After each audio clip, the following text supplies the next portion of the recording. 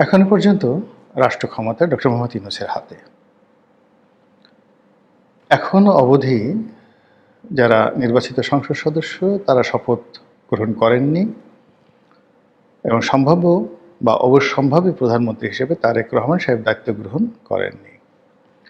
শোনা যাচ্ছে যে 15 তারিখ আজকে, 18 তারিখে, 17 থেকে যেটা হওয়ার কথা ছিল 18 তারিখে এই আনুষ্ঠানিকতা সম্পন্ন হবে। এর মধ্যে বাংলাদেশে অনেকগুলো অনার সৃষ্টি তৈরি হয়ে গেছে। হঠাৎ করে এই নির্বাচনের আগের দিন বা পরের দিন এরকমই একটা অবস্থা।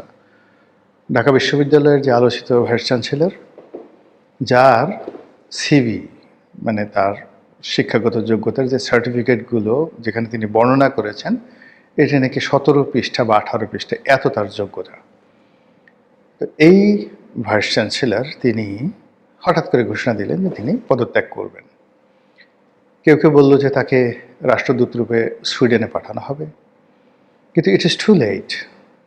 আবার অনেকে বলার চেষ্টা করলো তিনি কি ভয় পেয়ে এলেন কিনা, তিনি জামাতের লোক, শিবিরের লোক, ইত্যাদি ইত্যাদি বিভিন্ন কথাবার্তা। চট্টগ্রাম বিশ্ববিদ্যালয়ে থাকতে এটা করেছেন ওটা করেছেন, কাজেই এই গত 17 মাসে তিনি যে সকল কর্মকাণ্ড করেছেন, বিএনপি ক্ষমতা গ্রহণ করার সাথে সাথে কড়ায় গণ্ডে তার কাছ থেকে আদায় করা হবে।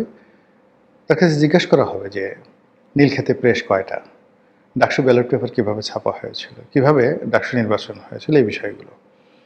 তো তিনি যখন ক্ষমতায় এলেন, I am the first man, প্রথম আমি বললাম যে এই ঢাকা বিশ্ববিদ্যালয়ের ইতিহাসে যত ভাইস চ্যান্সেলর এসেছে, সবচেয়ে বেমানান ভাইস চ্যান্সেলর হলেন এই ভদ্রলোক। ঢাকা বিশ্ববিদ্যালয়ে আসলে এনাকে মানায় না। চট্টগ্রাম বিশ্ববিদ্যালয়ে পড়াশোনা করে ঢাকা বিশ্ববিদ্যালয়ের ভাইস চ্যান্সেলর হয়েছেন। অ্যাজ এ হোল মেকআপ গটআপ সব কিছু মিলিয়ে আমার আসলে ব্যক্তিগতভাবে পছন্দই হয়নি। তিনি ভালো মানুষ, জামাতের অনেক লোকই ভালো, তো সেটা তার প্রতি একটা শুভাশিস আমার সবসময় ছিল, কিন্তু not as a vice chancellor. তো তিনি হওয়ার পর ওভার অ্যাক্টিং করা শুরু করলেন, তারপরে নামাজির ইমামতি করা শুরু করলেন, ছাত্রছাত্রীদের তুই তুকারি বলে বলা শুরু করলেন এবং বললেন যে আমি সবার সাথে এইভাবেই কথা বলি। তো এটা তার ব্যক্তিগত বিষয়।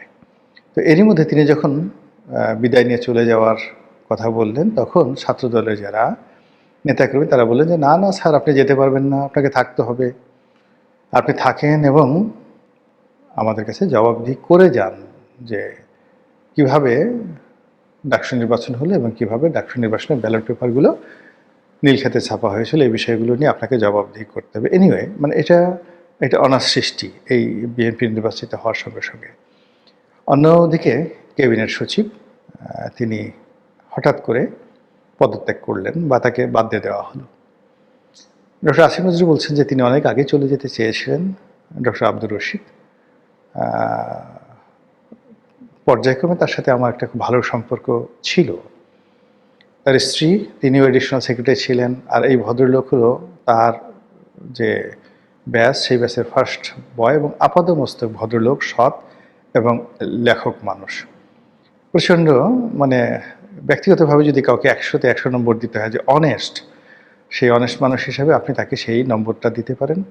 তার যখন সময় ছিল না, মানে তার যখন হাতে অনেক সময় ছিল, চাকরি ছিল না, তিনি মাঝে মধ্যে আমার অফিসে আসতেন। দীর্ঘ সময় আমরা গল্প করতাম।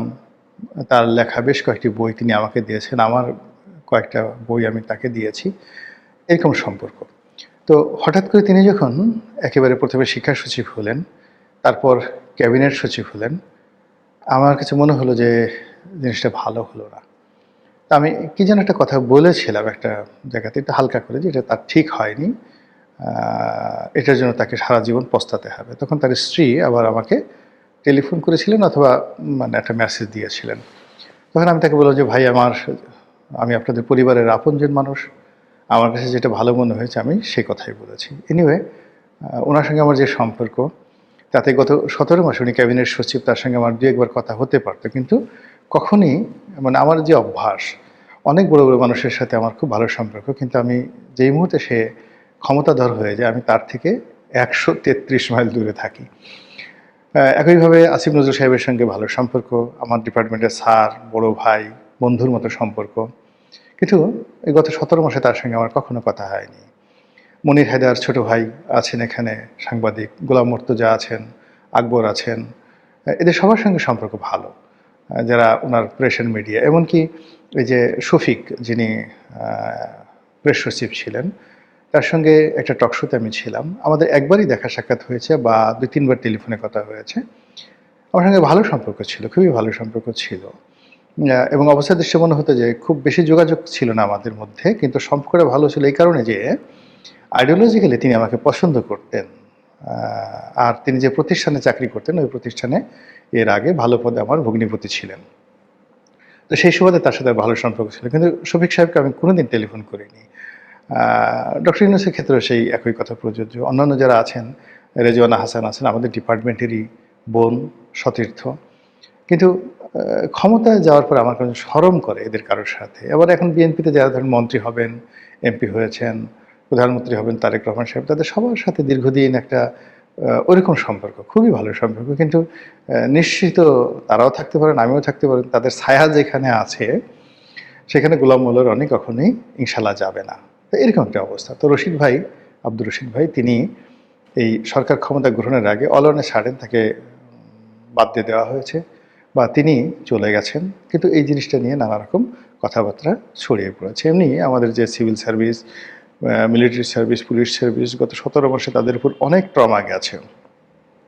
আর সেই ট্রমার সঙ্গে গত ১৭ মাসে আবার যারা সরকারের খুব কাছাকাছি ছিলেন, তাদের উপর যদি আবার দ্বিতীয় ট্রমা শুরু হয়ে যায়, এবং আব্দুর রশিদ সাহেবদের মতো এরকম লোক যাদেরকে জামাত ট্যাগ দিয়ে যদি প্রশাসন থেকে তাদেরকে চলে যেতে বাধ্য করা হয়, তারপর এই যে পুলিশের আইজিকে নিয়ে কথা হচ্ছে, ঢাকা মেট্রোপলিটন পুলিশ কমিশনার থেকে শুরু করে অন্য যে সকল পুলিশ কর্তাদেরকে প্রেষণে এনে বা অবসর থেকে এনে তাদেরকে নিয়োগ দেওয়া হয়েছে, তাদেরকে দ্রুত তাদের পদ থেকে সরানোর জন্য নানা রকম দাবি উঠেছে।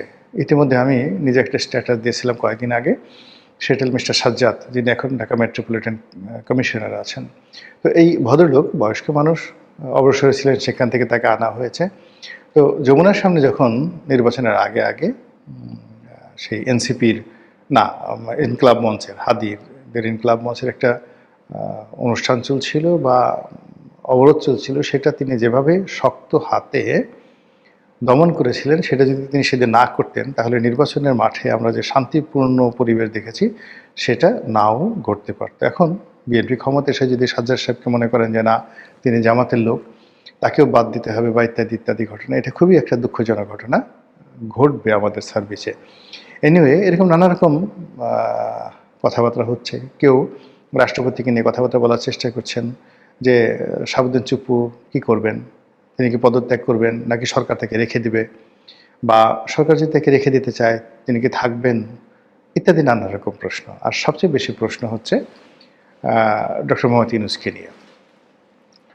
এই কয়েক মাসে যারা ইউনূস সাহেবের একান্ত ঘনিষ্ঠজন ছিলেন, তারাও অলনে ছাড়েন, চোখ উঠিয়ে ফেলছে। ইউনূস সাহেবকে তারা যে চিনেন, কথাবার্তা ভাবসাব দেখলে মনে হচ্ছে না। আবার সেই ইউনূস সাহেব যদি ২ দিন পর রাষ্ট্রপতি হন, এখন যেভাবে সংস্কার কমিশন হয়েছে, সেই সংস্কার কমিশনে রাষ্ট্রপতি এবং যাকে বলা হয় প্রধানমন্ত্রী, এই দুজনের ক্ষমতার যে ভারসাম্য তৈরি করা হয়েছে, এটা যদি বাস্তবায়িত হয়, তাহলে পাকিস্তানের প্রধানমন্ত্রীর যে এক্সিকিউটিভ পাওয়ার সিন্স 1950, অর্থাৎ পাকিস্তান শুরু হওয়ার পরে মোহাম্মদ আলী জিন্নার যে গভর্নর হিসেবে তার যে পাওয়ার ছিল, এই পাওয়ারটাই মোটামুটি পাকিস্তানের রাষ্ট্রপতির রয়ে গেছে আংশিকভাবে। এবং প্রেসিডেন্ট ইয়াহিয়া খান, প্রেসিডেন্ট আইয়ুব খান, তাদের যে ক্ষমতা ছিল প্রেসিডেন্সিয়াল ফর্ম অফ গভর্নমেন্টের দিক থেকে, যেমন জেনারেল পারভেজ মোশাররফ, জেনারেল জিয়াউল হক, ঠিক সেই ক্ষমতার একটা বিরাট অংশ এখনও পাকিস্তানের রাষ্ট্রপতির রয়েছে। তো ওইরকম একটা আদল দিয়ে বা ওর সাথে আরও মডারেট করে আমাদের সংবিধান সংশোধন করে রাষ্ট্রপতিকে বিশেষ ক্ষমতা দেওয়া হবে। এখন সেই রাষ্ট্রপতি ক্ষমতা নিয়ে যদি প্রধানমন্ত্রীকে বিপদে ফেলতে চান, তাহলে তিনি সেটা পারবেন। তো এক্ষেত্রে আসলে প্রধানমন্ত্রী তারেক রহমান সাহেবের একান্ত ঘনিষ্ঠজন যদি রাষ্ট্রপতি না হন, এটা তার জন্য একটা থ্রেট হিসেবে কাজ করবে। এক্ষেত্রে তার জন্য সবচেয়ে নিরাপদ তার স্ত্রী, তার স্ত্রীকে যদি রাষ্ট্রপতি হিসেবে মনোনয়ন দেওয়া হয় তাহলে তিনি নিরাপদ। এমনকি তার দলের যারা লোকজন আছেন একান্ত ঘনিষ্ঠ জনকেও রাষ্ট্রপতি বানিয়ে তিনি যাকে বলা হয় নিশ্চিন্তে থাকতে পারবেন না। সাবেক প্রধানমন্ত্রী শেখ হাসিনা তিনি খুব আদর করে যত্ন করে ভালোবেসে জাস্টিস শাহাবুদ্দিন আহমেদ সাহেবকে রাষ্ট্রপতি বানিয়েছিলেন যাতে করে লোকজন তাকে উদার বলে, ভালো বলে। তো তিনি ৯৬ সনে ক্ষমতা আসার পরে এই কাজটি করেছিলেন অমরত্ব পাওয়ার জন্য, কিন্তু এর জন্য তাকে অনেক দায় পরিশোধ করতে হয়েছে। এবং রাষ্ট্রপতি শাহাবুদ্দিন সাহেব আমাদের কাছে খুব জনপ্রিয় ছিলেন, কিন্তু তিনি ক্ষমতায় বসে শেখ হাসিনাকে এমন জ্বালান জ্বালিয়েছেন তার জিনা হারাম করে দিয়েছিল। তো এরপর থেকে তিনি আর সে ঝুঁকি নেন এবং সর্বশেষ ধরেন যে শাহাবুদ্দিন চুপ্পু সাহেবকে তিনি অতিশয় স্নেহ করতেন, কিংবা জেনারেল ওয়াকারুজ্জামানকেও তিনি অতিশয় স্নেহ করতেন এবং খুব ঘনিষ্ঠ জনকে তিনি এই পদে বসিয়েছিলেন। এবং এই দুটো পদ নিয়ে যদি এখন শেখ হাসিনাকে তার সামনে গিয়ে বলা হয় শাহাবুদ্দিন চুপ্পু কিংবা জেনারেল ওয়াকার, বিশ্বাস করেন মুহূর্তের মধ্যে তার ঘুম হারাম হয়ে যাবে, তার মেজাজ গরম হয়ে যাবে, তিনি আউট অফ কন্ট্রোল হয়ে পড়বেন। তো এক্ষেত্রে যদি তিনি সজীব ওয়াজেদ জয়কে রাষ্ট্রপতি বানাতেন কি ক্ষতি হতো? কোনোই ক্ষতি হতো না। তিনি যদি শেখ রেহানাকে রাষ্ট্রপতি বানাতেন কোনো সমস্যা ছিল না। তো এখন এই যে বাংলাদেশে যে পর্যায়ে সংস্কার হতে যাচ্ছে, যে পর্যায়ে সব কিছু উচ্চকক্ষ হতে যাচ্ছে, নিম্নকক্ষ হতে যাচ্ছে, তো এই ব্যাপক সংস্কারের মধ্যে যদি তারেক রহমান সাহেবের হাত পা বাঁধা থাকে, উচ্চকক্ষের সঙ্গে হাত পা বাঁধা থাকে, পার্লামেন্টে হাত পা বাঁধা থাকে, সংবিধানে হাত পা বাঁধা থাকে, বঙ্গভবনের সঙ্গে, তিনি আসলে কিছুই করতে পারবেন না। আনাকুম জানাকুম এইভাবে করে নিধিরাম সর্দার হয়ে দেশটাকে আরও খারাপ অবস্থার দিকে ঠেলে দিয়ে তাকে পত্রপাঠ জেলে যেতে হবে, পত্রপাঠ ক্ষমতা হারাতে হবে। তো এই জায়গাটাতে তিনি কতটা স্যাক্রিফাইস করবেন, কতটা উদারতা দেখাবেন বা কতটা কমিটমেন্ট তিনি রক্ষা করবেন সেটা তার ব্যক্তিগত বিষয়। কিন্তু তার সঙ্গে যখন ডক্টর মোহাম্মদ ইউনূসের লন্ডনে বৈঠক হয়েছিল তখন এই কথা সর্বমহলে ছড়িয়ে পড়েছিল যে সম্ভবত ডক্টর মোহাম্মদ ইউনূসের সঙ্গে তার একটা চুক্তি হয়েছে, তিনি তাকে রাষ্ট্রপতি হিসেবে বসাবেন। এবং বিএনপির অনেক লোক বিগত দিনে বলেছে যে না ঠিক আছে আমরা তাকে রেখে দেবো, তার ইন্টারন্যাশনাল যে পরিচিতি রয়েছে সেটাকে আমরা কাজে লাগাবো, মুরব্বী মানুষ সাথে থাকবেন ইত্যাদি ইত্যাদি অনেক বিষয়। কিন্তু এখন এই সময়টিতে যখন বিএনপি জিতে গেছে এখন তারা কি করবে? ডক্টর মোহাম্মদ ইউনূসকে রাষ্ট্রপতি বানাবে? কিন্তু ইতিমধ্যে ইউনূস বিরোধী যারা লোকজন রয়েছেন তারা বলার চেষ্টা করছেন যে এই বেটাকে ছাড়া যাবে না, এই কাজ করেছে, ওই কাজ করেছে, তাকে আবার জেলে নিতে হবে, তার বিরুদ্ধে বিচার করতে হবে। এবং আপনি অচিরেই দেখবেন যে বিরাট বিরাট গ্রুপ তার বিরুদ্ধে রাজপথে নেমে গেছে, মিছিল করছে, মিটিং করছে, শহীদ মিনারে অনশন করছে, মানে ডক্টর মোহাম্মদ ইউনূসের বিদেশে যাওয়া যাবে না।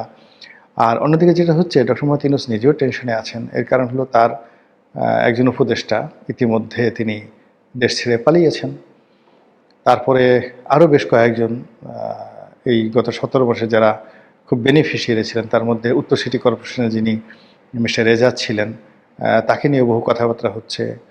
তারপরে তার আমাদের বেশ কয়েকজন উপদেষ্টা, বিশেষ সহকারী, তাদের আর্থিক দুর্নীতি এবং তাদের ডুয়েল গেম, তারা সেনাপ্রধানের সাথে যোগাযোগ রেখেছে, তারেক রহমান সাহেবের সাথে যোগাযোগ রেখেছে, ইউনূস সাহেবকে বিভ্রান্ত করেছে, এমনকি শেখ হাসিনার সাথেও যোগাযোগ রেখেছে। এরকম বেশ কয়েকজন উপদেষ্টা সম্পর্কে নানা রকম তথ্য রয়েছে এবং এই উপদেষ্টাগুলো এখন আবার আওয়ামী লীগ বাদ দিয়ে বিএনপির সঙ্গে বা বিএনপি ক্যাবিনেটে ঢোকার জন্য তারা নানা রকম চেষ্টা তদবির করে যাচ্ছে এবং এটা অনেকজনের নাম ডাইরেক্ট চলে আসছে। এবং এই লোকগুলো যদি বিএনপির সঙ্গে মিশে যেতে পারে, সেটা একজন হোক, দুজন হোক, তিনজন হোক, যে কোনো ফর্মে হোক, তারা প্রথম কাজ তারা করবে সেটা হলো ডক্টর মোহাম্মদ ইউনূসের সর্বনাশ করবে। তারা বিএনপিকে খেপিয়ে তুলবে ইউনূস সাহেবের বিরুদ্ধে এবং তাদের যে এক্সিকিউটিভ পাওয়ার থাকবে একটি নির্বাচিত সরকারের ক্যাবিনেট মেম্বার হিসেবে, সেটা দিয়ে ডক্টর মোহাম্মদ ইউনূসের যে ব্যবসা বাণিজ্য, তার গ্রামীণ ব্যাংক থেকে শুরু করে যা কিছু আছে প্রত্যেকটা জিনিসের উপরে তারা যে এমবার্গো তৈরি করবে, এটা এই বিরুদ্ধেও এসে ডক্টর মোহাম্মদ ইউনূস কিংবা তার একমাত্র কন্যা যিনি বাংলাদেশে আছেন, তার আরেকটি কন্যা আছে তিনি আমেরিকাতে থাকেন, তিনি তো আসলে বাংলাদেশের বিষয় নিয়ে কখনো আগ্রহ দেখাননি, গত ১৭ বছর আসছেন কিনা আমার জানা নেই। কিন্তু তার যে কন্যা আছেন তিনি একেবারে সাধারণ, একেবারে সাধারণ অর্ডিনারি। এই সমস্ত ব্যাপারে বাবার যে নেম ফেম বা বাবার যে এত টাকা পয়সা, বাবার যে এত কিছু, এগুলো নিয়ে তার কন্যার তো মাথা ব্যথা নেই, সে তার মতো জীবনযাপন করছে। তো যখনই এই যে ইউনূস সাহেবের এই রাজনৈতিক প্রতিপক্ষ এই সময়টিতে তারা যখন ইউনূস সাহেবের বিরুদ্ধে নামবেন, তখন ডক্টর মোহাম্মদ ইউনূস তো বটেই, তার সঙ্গে সঙ্গে তার প্রিয়জন যারা যারা আছেন, যেমন স্বাস্থ্য উপদেষ্টা ছিলেন সেই গ্রামীণ ব্যাংকের যে ভদ্রমহিলা, ডক্টর ইউনূসের সাথে তার দীর্ঘদিনের ভালো সম্পর্ক। তারপরে লামিয়া মোর্শেদ আছেন, তারপরে তার কন্যা আছেন, যারা খুব আপনজন।